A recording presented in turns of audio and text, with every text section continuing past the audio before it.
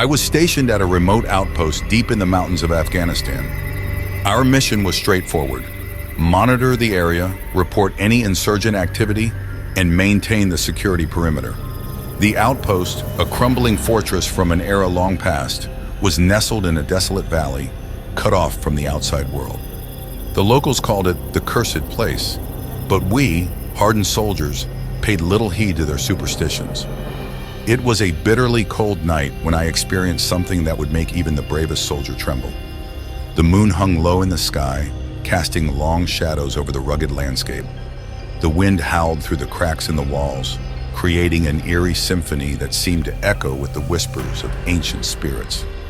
As I patrolled the perimeter, my breath visible in the frigid air, I noticed something strange. The valley, usually alive with the sounds of nocturnal creatures, had fallen into an unnatural silence. Even the wind seemed to have stilled, replaced by a profound stillness that sent chills down my spine. I reached the old watchtower, its stone walls covered in moss and decay. From the top, I had a clear view of the surrounding area, but tonight the darkness seemed to press in from all sides. As I scanned the horizon, I saw movement in the shadows, figures emerging from the gloom, their forms shrouded in darkness. At first I thought they were insurgents, but as they drew closer, I realized they were not of this world. Their eyes glowed with an otherworldly light, and their bodies seemed to flicker in and out of existence. They moved silently, gliding across the ground as if they were not bound by the laws of reality. I raised my rifle, my heart pounding in my chest, but the figures paid no attention. They circled the outpost, their glowing eyes fixed on me. I could feel their gaze, cold and penetrating, as if they were peering into the depths of my soul. Suddenly, one of the figures broke away from the group and approached the watchtower. I could see it clearly now, a gaunt, skeletal form dressed in tattered military fatigues from a time long gone.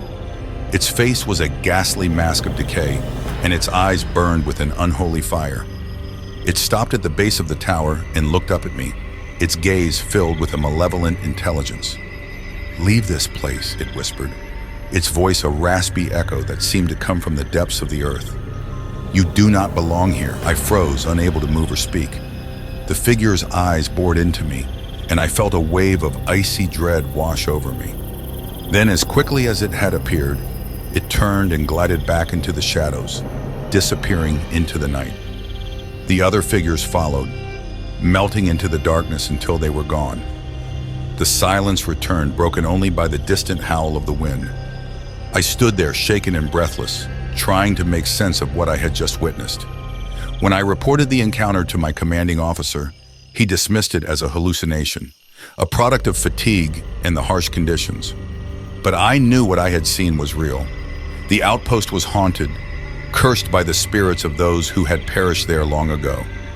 From that night on, I could feel their presence, always watching, waiting. The whispers in the wind, the flicker of shadows at the edge of my vision. They were reminders that the past was never truly gone. The outpost was their domain, and we were intruders in a place where the living and the dead coexisted in uneasy silence. During a mission in the dense jungles of Vietnam, our squad was tasked with securing a strategic hill known for its treacherous terrain and frequent enemy activity.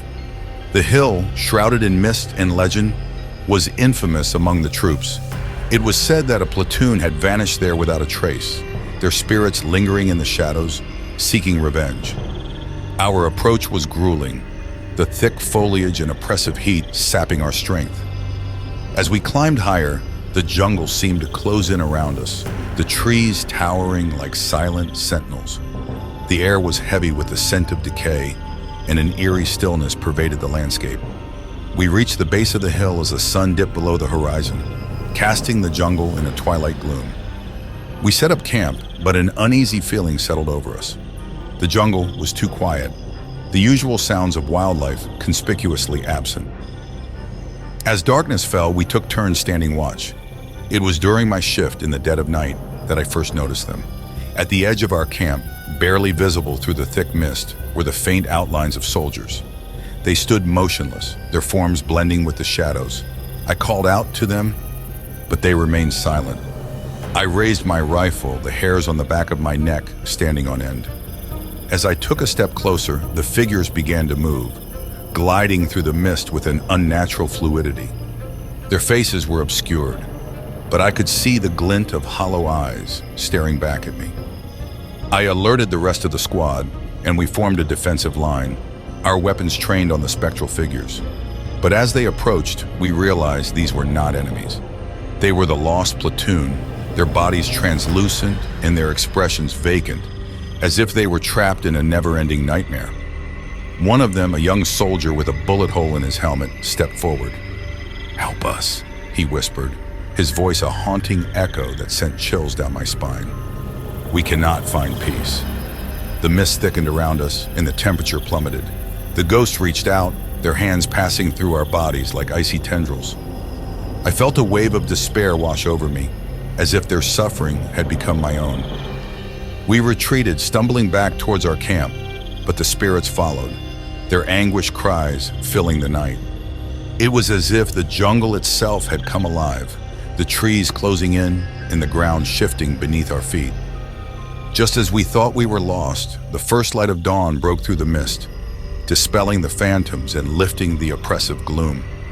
The jungle returned to its natural state, the sounds of birds and insects filling the air.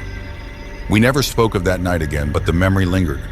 The hill remained a place of sorrow and loss, haunted by the souls of those who had perished there.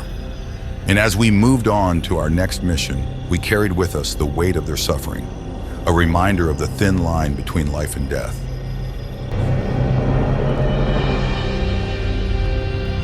My unit was deployed to an abandoned military base in the middle of the desert, tasked with re-establishing communications and securing the area.